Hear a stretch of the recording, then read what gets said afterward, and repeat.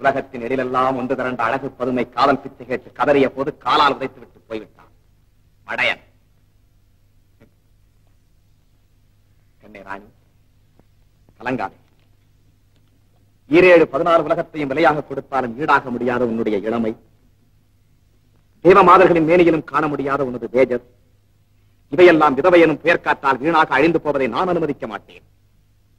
அவங்கிடந்து பெற்ற என் தங்க விக்கிரகமே, உன் பட்டுப்பாதங்களை தொட்டுக் கும்பிட இதோ நான் இருக்கிறேன். நீ இளம் விதவையாக மட்டுமல்ல, இன்றைக்குத்தான் விவாகரத்து செய்துவிட்டு நீதிமன்றத்தில் இருந்து இப்போதுதான் நேரே இங்கே வருகிறாய் என்றாலும் ஏற்றுக்கொள்ள நான் தயங்க மாட்டேன். பாபு, உளறிக்கொண்டே இருக்காதே. உதைத்தாலும் அணைத்தாலும் இந்த உள்ளம் என் ராஜா ஒருவருக்கு மட்டுமே இடமளிக்கும். ராணி ராஜாவுக்குத்தான் சொந்தம். இந்த சொந்தத்தை அவர் மறுத்தார் ராணி உலக பந்தத்தையே அறுத்துக் கொள்வாளே தவிர உன் போன்ற தீப்பந்தங்களில் விழுந்து சாகும் விட்டில் பூச்சி ஆக மாட்டார்.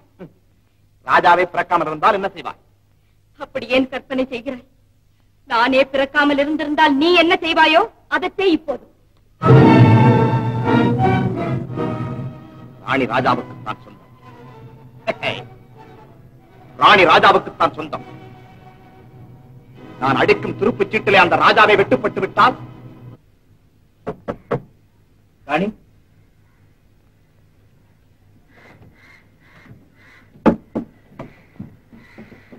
யாரு?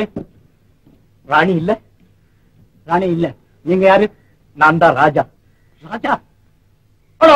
பாவி, என் குடும்பத்தை கிட்ட தோகை நீதானா? என் மகளோட மனதை கழித்து அவளை பாவாட்டம் ஆக்கிட்டேன். பாவி! ஐயா பெரியவரே, என்னுடைய குற்றம் எதுவும் இல்லை. குற்றமெல்லாம் என்னதான்? ஏழைக்கு உதவி செய்யறது போல் நடித்து ஒரு அப்பாவி பிள்ளை ஏமாத்தி சத்தமான சம்பிரதாயத்தை அழித்து விட்டையே குலகார துரோகி, குலகா! பெரியவரே, கொஞ்சம் பொறுமையோடு பேசுங்கள். உண்மையை தெரிந்து கொள்ளத்தான் நான் இங்கு வந்தேன். உண்மை, எல்லாம் உண்மை. அவளை பொருள் இதான் நீ தெரிஞ்சுக்க வேண்டிய உண்மை. போ, என் பிள்ளைக்கான போயிடு, போ. ராஜா கூட நான் ஏன் சேர்ந்தேங்கிறது உனக்கு இப்ப புரியாது. ஆமா ஆமா, பெரிய ரகசியம். போங்க உங்க வேலையை பார்த்துக்கிட்டு. ஏன் தங்க அப்படி கோவிச்சுக்கிற? உனக்காக வைரம் கொண்டாந்து இருக்கிறேன். ஏன் சாப்பிட்டு சாகவா? சாக வேண்டியது நீ நானும் அல்ல, சாக்ரட்டிஸ். சாக்ரட்டிஸ் அவன்தான் சாக வேண்டும். சாக்ரட்டிஸ் செத்துத்தான் ரொம்ப நாளாச்சே. இல்லை கீதா, இப்போது ஒரு சாக்ரட்டிஸ் சாக போகிறார். என்ன? ஆமாம், அடுத்து கிடக்கும் அத்தியாயம் ஆரம்பமாகிவிட்டது. நாடகத்திலே விஷம் குடித்து சாகும் சாக்ரட்டிஸ் நாடகம் முடிந்த பிறகும் எழுந்திருக்கவே மாட்டான். அவனுடைய வாழ்க்கை நாடகமும் ஒரு வழியாக முடிந்தே விடும். யாரு? ராஜாவியா? ஐயோ, அதெல்லாம் கூடாது. அநியாயம், பெரிய பாவம். பாவத்தை பார்த்தால் நமக்கு பரவசமான வாழ்வு கிடைக்காது. பகைவன் ஒழிந்தான் என்ற நிம்மதியும் பிறக்காது. கீதா, இந்த விஷயத்தை பற்றி நீ யாரிடமும் சொல்லிவிடாதே. நாம் இருவரும் சேர்ந்துதான் திட்டத்தை நிறைவேற்ற வேண்டும்.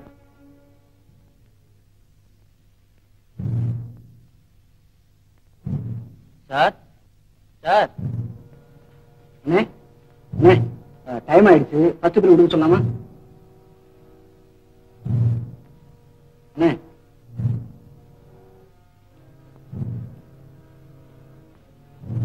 என்ன விஷம் கொடுக்கிற சீன்ல கோப்பையில பால் ஊத்தி கொடுக்கலாமா, தண்ணி ஊத்தி கொடுக்கலாமா?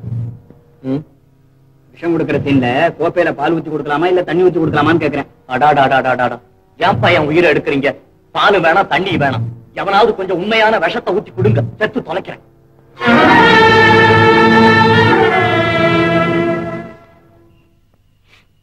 விதவை என்ற சொல்லை விட விஷம் என்ற சொல் சுவையாக இருக்கிறது. இந்த வையகத்தில் வாழ முடியாத நிலை பெற்ற பெண்ணொருக்கு இது போன்ற முடிவை தேர்ந்தெடுத்தது தாங்கள் குற்றமென கருத மாட்டீர்கள் என்று நம்புகிறேன். இப்படிக்கு அன்புள்ள ராணி. என்னம்மா இது? நாடகத்துக்கு வராம பாப்பா கரண்ட் நல்ல சமயத்தில் வந்த இந்த கடிதங்களை கொண்டு போய் ராஜாவிடமும் சமரசத்திடமும் கொடுத்து விடு. நீங்க நாடகத்துக்கு வரலையா? வாங்கம்மா, அருமையா இருக்கு நாடகம். உன்னையே நீ அறிவாய், உன்னையே நீ அறிவாய். கிரேக்கத்தின் கீர்த்தி புவனம் அறியாததல்ல. அதற்காக இங்கே விழுந்திருக்கும் கீறல்களை வரைத்திட முயல்வது புண்ணுக்கு புனுகு தடவும் வேலையை போன்றது. அதனால் தான் தோழர்களே, சிந்திக்க கற்றுக்கொள்ளுங்கள் என்று சிறந்தாழ்த்தி உங்களை அழைக்கிறேன். அறிவு அறிவு அகிலத்தின் எந்த மூலையில் இருந்தாலும் அதை தேடி பெறுவதற்காக உங்களை அழைக்கிறேன். உண்மையே நீ அறிவாய். இந்த உபதேசத்தின் உண்மைகளை உணர்வதற்காகத்தான் என் உயிரினும் இனியவர்களே உங்களை எல்லாம் அழைக்கிறேன். ஏற்றமிகு ஏதென்ஸ் நகரத்து எழில்மிக்க வாலிபர்களே, நாட்டமெடுத்த சமுதாயத்தில் நறுமணம் கமிழ்விக்க இதோ சாக்ரடீஸ் அழைக்கிறேன். ஓடி வாருங்கள், ஓடி வாருங்கள். வீரம் விலை போகாது, விவேகம் துணைக்கு வராவிட்டால் தீட்டிய வாளும் தினவெடுத்த தோள்களிலே தூக்கிய ஈட்டி மாத்திரம் போதாது வீரர்களே. இதோ நான் தரும் அறிவாயுதத்தையும் எடுத்துக் கொள்ளுங்கள். அறிவாயுதம் அறிவாயுதம் அகிலத்தின் அணையாத ஜோதி. அறிவாயுதமாம், அனைத்துலகும் அடிபணியும் அத்திரமா, குமுறும் எரிமலை, கொந்தளிக்கும் கடல், அவைகளை விட பயங்கரமானவன் சாக்ரடீஸ். அவன் தரும் அறிவாயுதம் கிரேக்கத்திலே தயாராகுமானால் நாமெல்லாம் தலை தூக்கவே முடியாது. அனிட்டஸ், என்ன சொல்லுகிறேன்?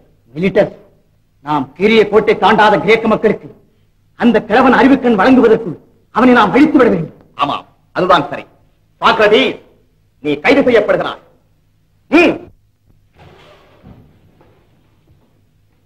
சாக்ரடீஸ், நாட்டிலே நடமாடக்கூடாத ஒரு ஆத்மா, ஜனநாயக அரசாங்கத்தை குறை கூறும் அந்த ஜந்து உடல் முழுதும் விஷம் கொண்டது. கேட்டார் பிணிக்கும் சொற்களால், கேளாரும் வேட்பமொழியும் வார்த்தைகளால் கேடுமொழியும் கருத்துக்களை அள்ளி வழங்கி அரசாங்கத்துக்கு விரோதமாக, ஆண்டவனுக்கு விரோதமாக, சட்டத்துக்கு விரோதமாக இளைஞர்களை தூண்டிவிடும் இழிகுண கிழவன். என்ன சிரிப்பு, என்ன காரணம்? ஒன்றுமில்லை தலைவா, ஒன்றுமில்லை. ஆத்திரத்திலே அனீட்டஸ் தன்னை மறந்து என்னை பார்த்து கிழவன் என்று கேலி செய்கிறான். கேலி செய்கிறான். அதை நினைத்தேன், சிரித்தேன்.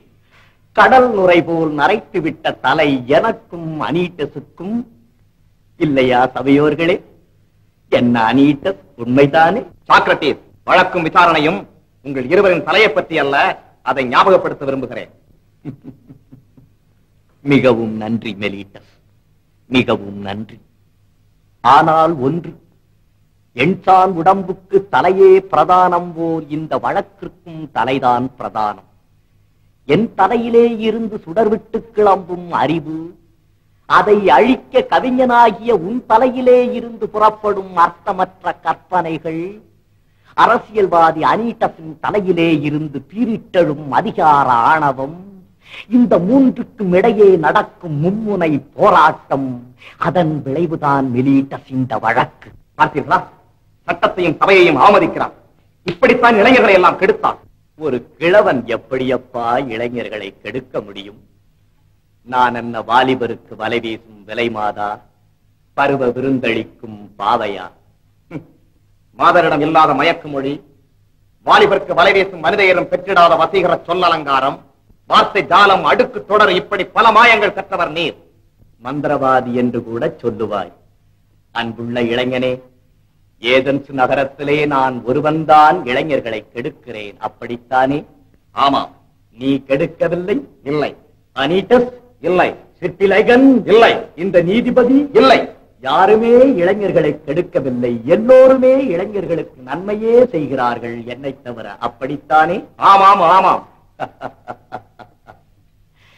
அத்தனை பேரும் ஏன் ஏதென்ஸ் நகரமே இளைஞர்களை திருத்தும் போது நான் ஒருவன் எப்படியப்பா அவர்களுடைய பாதையை திருப்ப முடியும்?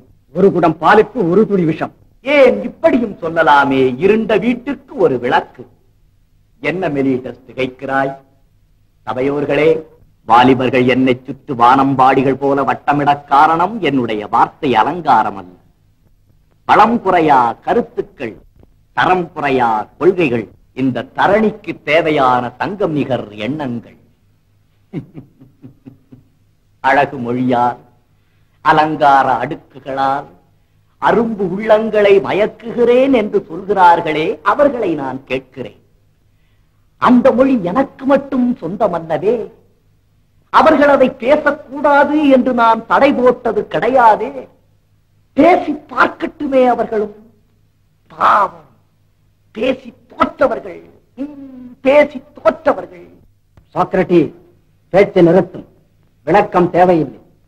இந்த நீதிமன்றத்தின் அதிகப்படியான உறுப்பினர்களின் வாக்களிப்பின்படி நீ விஷம் சாப்பிட்டு மரண தண்டனைக்கு ஆளாக வேண்டும் என்று தீர்ப்பளி. பார்த்தாயா, பயனற்ற தத்துவ விசாரணையில் காலத்தை கழிக்கிறேன், வீண்வாதம் புரிந்து தொல்லைப்படுகிறேன் என்றெல்லாம் கோபித்துக் கொண்டாயே. இப்போது பார், உனது கணவன் அகிலம் புகழும் வீரனாக, தேசம் புகழும் தியாகியாக மாறிவிட்டான். அன்புள்ள எட்டேந்துவி, நீ மிகவும் பாக்கியசாலி. பணபலம், படைபலம், அத்தனை பலத்தையும் எதிர்த்து நின்று யாருக்குமே பணியாத பெருமையோடு கடைசியாக விழிகளை மூடப்போகும் இந்த கர்ம வீரனுக்கு நீ மனைவி.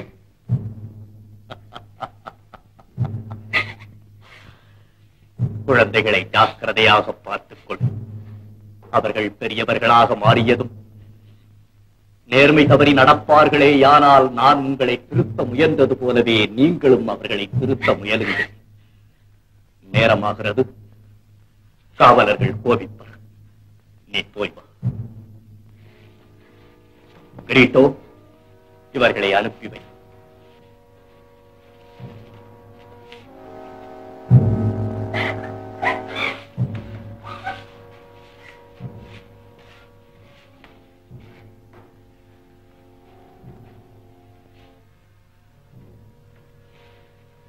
கிரீட்டோ, உனக்கு தெரியுமல்லவா, இன்றோடு 30 நாள் சிறைவாசம் முடிந்து நீதிமன்றத்தின் உத்தரவுப்படி விஷம் சாப்பிட்டு சாக வேண்டிய நாள் இதுதான்.